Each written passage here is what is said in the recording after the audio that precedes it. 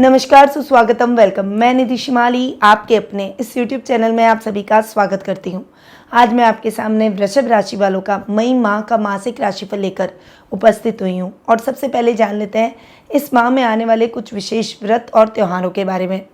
4 मई को विरुतनी एकादशी का व्रत किया जाएगा। 10 मई को भगवान परशुराम जयंती और आका तीज का पर्व मनाया जाएगा। आका तीज को हम अबूझ मुहूर्त के रूप में जानते हैं। इस दिन कोई भी शुभ कार्य के लिए हमें मुहूर्त देखने की आवश्यकता नहीं होती।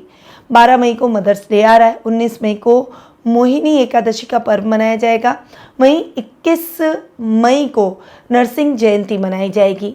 23 मई को बुद्ध पूर्णिमा आ रही है। तो ये है कुछ विशेष व्रत और त्योहार। अब आते हैं ग्रहों की स्थिति पर कि ग्रहों की स्थिति में क्या फेरबदल इस माह होगा। सबसे पहले ग्रहों के राजा सूर्य की बात करते हैं, जो कि वर्तमान में अपनी उच्च की राशि मेष में विराजमान है और 14 मई को वे अपनी सम राशि वृषभ में प्रवेश कर जाएंगे। वहीं बुध ग्रह की बात करें तो वर्तमान में अपनी नीच की राशि मीन में विराजमान है। 10 मई को अपनी मित्र राशि मेष में और 31 मई को पुनः राशि परिवर्तन कर अपनी सम राशि वृषभ में प्रवेश करेंगे। मंगल ग्रह की बात करें तो इस पूरे माह अपनी अति मित्र राशि मीन में विराजमान रहेंगे। वहीं गुरु वर्तमान में अपनी अतिमित्र राशि मेष में विराजमान है और 1 मई को अपनी सम राशि वृषभ में प्रवेश कर जाएंगे। ये राशि परिवर्तन बहुत ही इंपॉर्टेंट है, क्योंकि गुरु ही एक ऐसे बड़े ग्रह हैं जो कि इस साल राशि परिवर्तन कर रहे हैं। शुक्र जो कि वर्तमान में अपनी मित्र राशि मेष में विराजमान है और 19 मई को अपनी खुद की राशि वृषभ में स्वग्रही होकर विराजमान होंगे। शनि ग्रह इस पूरे माह अपनी खुद की राशि कुंभ में स्वग्रही होकर विराजमान होंगे और राहु और केतु अपनी सम राशियां मीन और कन्या में विराजमान रहने वाले हैं। तो ये तो हुई ग्रहों की स्थिति में फेरबदल की बात।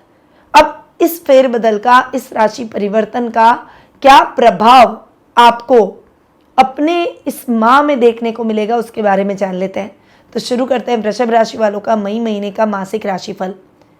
और इस मासिक राशिफल की शुरुआत में मैं आपको बता दूं कि ये जो मैं आपको राशिफल दे रही हूँ ये चंद्र गणनाओं पर आधारित है और आप इसे अपनी राशि और लग्न दोनों के हिसाब से समान रूप से देख सकते हैं। सबसे पहले आपके राशि स्वामी की बात करते हैं, जो कि है शुक्र, जो कि 19 तारीख तक अपने से 12वें यानी आपकी अतिमित्र राशि मेष में विराजमान रहेंगे। अब यहाँ पर अपने से 12वां शुक्र का बैठना इतना अच्छा आपके लिए रिजल्ट नहीं लेकर आ रहा है, इसीलिए आपको धैर्य के साथ इस टाइम को गुजारना होगा। हालांकि 12वें भाव में शुक्र अपवाह स्वरूप अच्छे रिजल्ट देते हैं, पर राशि स्वामी चूंकि अपने से 12वें, तो उस परिवेश में थोड़ा सा उतार चढ़ाव भरा ये समय रहेगा। अब वो किस तरीके से रहेगा कि आपके कर्म करने पर आधारित रहेगा। आप जितना अच्छा कर्म करेंगे उतने ही अच्छे शुक्र के रिजल्ट मिलेंगे। कर्म को थोड़ा सा बाधित किया यानी आलस्य किया तो डेफिनेटली रिजल्ट प्रभावित हो जाएंगे। इस समय विदेश यात्रा के योग भी आपके बनते हुए दिखाई देंगे। और 19 मई को जब शुक्र अपनी ही राशि में आकर मालव्य नामक महापुरुष योग बनाएंगे तो ये टाइम पीरियड शुक्र के बहुत शानदार परिणामों से आपको अवगत कराएगा। यानी जो लोग शुक्र से रिलेटेड काम करते हैं उनको बहुत अच्छी सफलता मिलेगी। आपके सामाजिक मान सम्मान में बढ़ोतरी होगी और आपकी पर्सनैलिटी बहुत ही आकर्षक हो जाएगी। इस समय शत्रु भी मित्रता करने का प्रयास करेंगे। हर व्यक्ति आपकी तरफ खींचेगा, विपरीत लिंग वाले लोग आपकी तरफ अधिक खींचेंगे। तो इस समय एक्स्ट्रा मैरिटल अफेयर की भी संभावना बन सकती है। कुछ बड़े बड़े रिलेशनशिप और बहुत सारे रिलेशनशिप बनने के भी चांसेस बन सकते हैं। ऐसा ना करें, एक के साथ लॉयल रहेंगे तो जिंदगी बहुत ही खूबसूरत हो जाएगी, वरना आगे चलकर इसके दुष्परिणाम आपको भोगने पड़ सकते हैं। इसीलिए बहुत संभल कर आपको इस माह रहना होगा। अब शुक्र चूंकि आपके रोग भाव के भी स्वामी है, अपने से सप्तम बैठेंगे, उसके बाद अपने ही घर में स्वग्रही होकर बैठेंगे। अष्टम बैठेंगे पर अपने ही घर में होंगे। और राशि स्वामी का अपने ही घर में बैठकर मालव्य नामक महापुरुष योग बनाना रोग भाव के हिसाब से बहुत शानदार परिणाम है। यानी शुक्र से संबंधित जो भी परेशानियां है वो समाप्त हो जाएगी। खासकर महिलाओं को बहुत अच्छा लाभ, स्वास्थ्य लाभ प्राप्त होगा। आप बहुत एनर्जेटिक रहेंगे, आप अपने कार्यों को बहुत सुचारू रूप से करेंगे और आपके शत्रु प्रतिद्वंदी आपसे भयभीत रहेंगे। इस तरह की कुछ स्ट्रैटेजी आपकी इस शुक्र के कारण रहने वाली है। अब आते हैं आपके द्वितीय भाव पर। देखिए, द्वितीय भाव के स्वामी हैं बुध और बुध आपके लाभ भाव में महीने के प्रारंभ में बैठ रहे हैं। 10 मई तक वे लाभ भाव में बैठेंगे, उसके बाद में आपके खर्च भाव में आ जाएंगे। तो बुध का ये जो फ्लक्चुएशन है ना, राशि परिवर्तन, ये इतना अच्छा नहीं है क्योंकि बुध एक सौम्य ग्रह है। हालांकि लाभ भाव में राहु के साथ बैठ रहे, जड़त्व योग जरूर बन रहा है, पर राहु 11th हाउस में अच्छे रिजल्ट देते हैं। 11th हाउस ऐसा एक स्थान होता है जहां पर हर ग्रह अच्छे रिजल्ट देता है। तो बुध के परिणाम भी आपको ठीक मिलेंगे, पर जब बुध अपने से आपके 12वें भाव में खर्च भाव में आ जाएंगे तो बुध एक सौम्य ग्रह है और खर्च भाव में बुध का बैठना इतने अच्छे और सकारात्मक परिणाम नहीं देगा। तो धन स्थान के स्वामी है तो धन का फ्लक्चुएशन हो सकता है, रूटीन का लाभ प्रभावित हो सकता है, आती आती अपॉर्चुनिटी थोड़ी सी रह सकती है, या फिर आपको अपॉर्चुनिटी गेन करने में थोड़ा स्ट्रगल करना पड़ सकता है।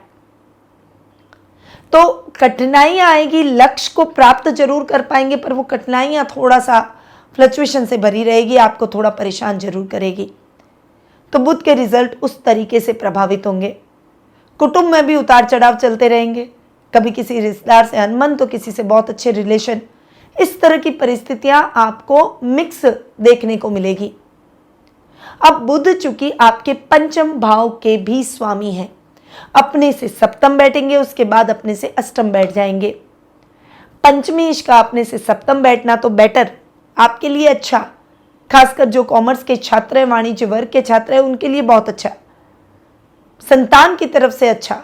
पर ये 10 तारीख तक ही रहने वाला है, फिर बुध आ जाएंगे अपने से अष्टम, और जैसे ही अपने से अष्टम आएंगे विद्यार्थी वर्ग को भी पढ़ाई में स्ट्रगल करना पड़ सकता है। जैसा आप एबिलिटी रखते हैं वैसे रिजल्ट नहीं मिलेंगे, जैसा आप तैयारी कर रहे हैं उतना आप अच्छे से परीक्षा नहीं दे पाएंगे। कोई ना कोई ऑब्स्टिकल आपके लाइफ में आ जाएगा, चाहे स्वास्थ्य संबंधी हो, चाहे किसी न किसी प्रकार से कोई व्यवधान हो, कुछ चीज़ भूल जाना हो, इस तरह की समस्याएं देखने को मिल सकती है। संतान प्राप्ति या गर्भवती महिलाओं को बहुत सावधान रहना होगा क्योंकि मिसकैरेज होने के भी चांसेस बन सकते हैं। तो थोड़ा सा बुध के रिजल्ट इस पूरे माह आपके धनेश और पंचमेश दोनों के हिसाब से प्रभावित होंगे। अब आते हैं आपके पराक्रम भाव पर। पराक्रम भाव के स्वामी हैं चंद्रमा, फ्लक्चुएशन से भरे रहते हैं, भाई बहनों के साथ उतार चढ़ाव वर्गी स्थितियां चलती रहेगी, परंतु खट्टा मीठा रिश्ता चलता रहेगा, बहुत ज़्यादा समस्याएं विकराल रूप नहीं लेगी। थोड़ा सा आपको बैलेंस होकर चलना होगा, इम्बैलेंस होकर ना सोचें, बहुत ज़्यादा भावुक हो जाता है, कहीं कहीं प्रैक्टिकल होकर भी सोचना होता है, ज़्यादा भावुकता भी सही नहीं है, इसीलिए आपको थोड़ा सा प्रैक्टिकल होकर भी सोचना होगा। मैच्योरिटी लेवल बढ़ाइए, थोड़ा प्रैक्टिकल होकर सोचेंगे तो रिश्तों में संतुलन बना पाएंगे। यही बात प्रोफेशनल लाइफ में भी है, किसी से बहुत ज़्यादा तो किसी से कुछ नहीं, इस तरह की स्थितियां मत रखिए, अपने व्यक्तित्व को थोड़ा सा बैलेंस करके चलिए, तो वो आपको और भी अच्छे रिजल्ट दे सकता है। राजनीति में थोड़ा उतार चढ़ाव रहेगा, इसीलिए राजनीतिज्ञों के लिए ये समय थोड़ा सा टफ रहने वाला है। अब आते हैं आपके सुख स्थान पर। आपके सुखेश है सूर्य, जो कि आधे माह तक तो उच्च की ओर है, और 14 मई को वे राशि परिवर्तन कर वृषभ राशि यानी आपकी खुद की राशि में आ जाएंगे। और शुक्र का ये जो राशि परिवर्तन है, ये दोनों ही मायनों में आपके लिए बेहतर रिजल्ट लेकर आ रहा है, क्योंकि शुक्र पहले अपने से नवम, उसके बाद अपने से दशम जाकर बैठेंगे, और पहले उच्च के फिर आपकी राशि में आ जाएंगे। तो गुरु के साथ में फिर से शुक्र की जो युति होगी, ये कॉम्बिनेशन बहुत शानदार रहेगा, ये आपको बहुत अच्छा लाभ देगा, ये आपके सुखों में, लग्जरी में वृद्धि करेगा। प्रॉपर्टी से संबंधित अटके हुए काम फटाफट से हो जाएंगे। अगर करियर में कोई दिक्कतें आ रही है तो वो समाप्त हो जाएगी। विद्यार्थी वर्ग का परिणाम सकारात्मक रहेगा। माँ के साथ संबंध और अधिक प्रगाढ़ होंगे, और इस समय आप कुछ बड़ा सोचेंगे, कुछ बड़ी योजना, कुछ बड़ा आविष्कार आप कर सकते हैं, कुछ नया इनोवेशन, कुछ बड़ा चेंज आप अपनी लाइफ में ला सकते हैं, और वो बहुत सकारात्मक रहेगा। तो दोनों ही मायनों में शुक्र अगर आपके 12वें भाव में है या फिर आपकी राशि में है, दोनों ही मायनों में शुक्र के रिजल्ट बहुत अच्छे हैं, यानी पूरे माह शुक्र के रिजल्ट बेहतरीन रहेंगे। अब आते हैं सीधा आपके सप्तम भाव पर।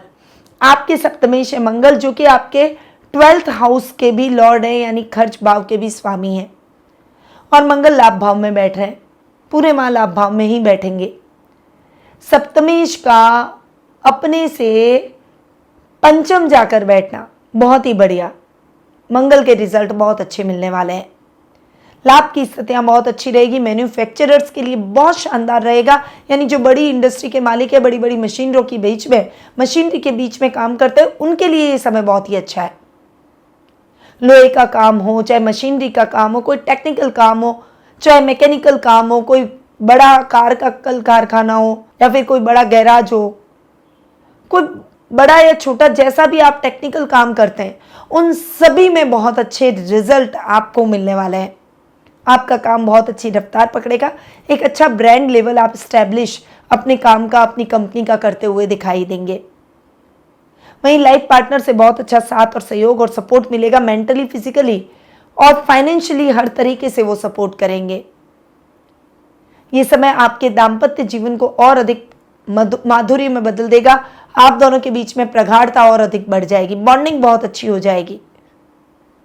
अब मंगल चूंकि खर्च भाव के स्वामी अपने से 12वें हैं, इसीलिए यहाँ पर आपको खर्चों को थोड़ा सा कंट्रोल करना है। अपने मन को विचलित ना होने दें और खर्चों को थोड़ा सा बैलेंस करके चलें। ज़्यादा खरीदना, ज़्यादा कुछ लेना, ये आपके लिए थोड़ा सा नुकसानदायक हो सकता है, आपके खर्चों को अनर्गल बढ़ा सकता है।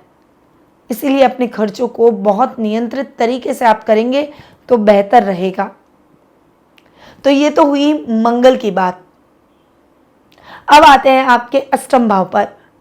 आपके अष्टमेश और आपके लाभेश हैं गुरु, और गुरु 1 मई को ही राशि परिवर्तन कर आपकी राशि में आ चुके हैं।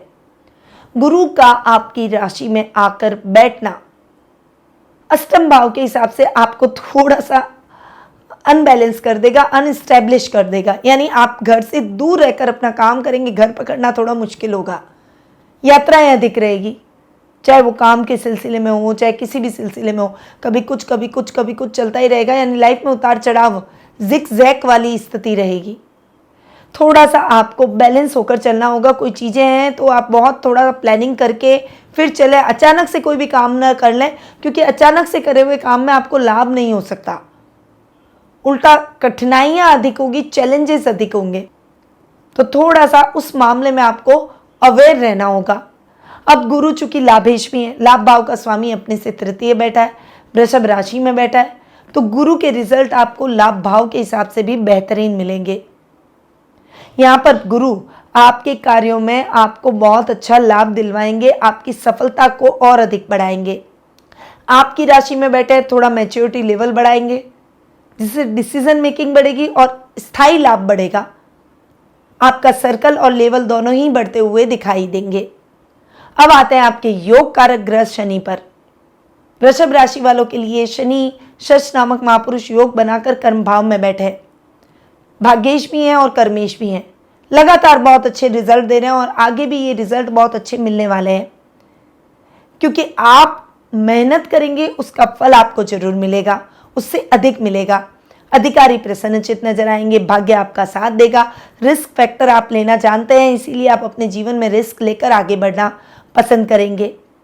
आध्यात्मिक कार्यों में आपका मन अधिक लगेगा और शनि के रिजल्ट आपके लिए और भी अधिक बेहतर हो जाएंगे। पिता का आपको मार्गदर्शन जुड़ जाएगा, तो उनसे जो मार्गदर्शन मिलेगा उससे आप और अधिक लाभ की स्थितियां बनाने में, प्राप्त करने में सफलता हासिल करेंगे। इंक्रीमेंट, प्रमोशन, इन सब के बहुत अच्छे योग बनेंगे। तो ये है वृषभ राशि वालों का मई महीने का मासिक राशिफल। अब आते हैं कुछ उपायों पर कि इसमें आपको उपाय क्या करने चाहिए। तो शनिवार के दिन पीपल के पेड़ का स्पर्श करते हुए उसकी परिक्रमा करें। पीपल के पेड़ के नीचे तिल के तेल का दीपक जरूर जलाएं। जरूरतमंदों को इमरती, उड़द की दाल, दही का दान करें। ऐसा करने से वृषभ राशि वालों का भाग्योदय होगा।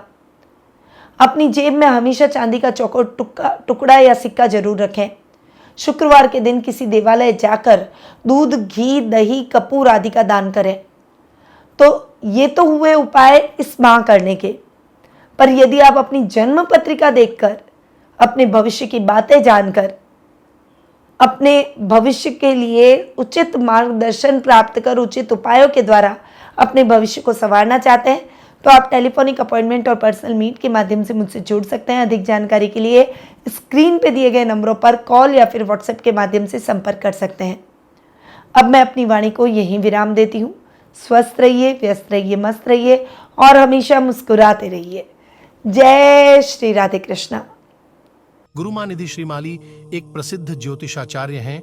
उनके जोधपुर स्थित ज्योतिष संस्थान में महामृत्युंजय, काल सर्प दोष, माँ बगलामुखी, विवाह बाधा निवारण पूजा एवं अन्य सभी प्रकार की पूजाएं संस्थान के विद्वान पंडितों द्वारा पूर्ण विधि विधान एवं शास्त्रोक्त रीति से संपन्न करवाई जाती है। अतः आज ही अपनी पूजा बुक करवाने हेतु इन नंबरों पर संपर्क करें 8955658362।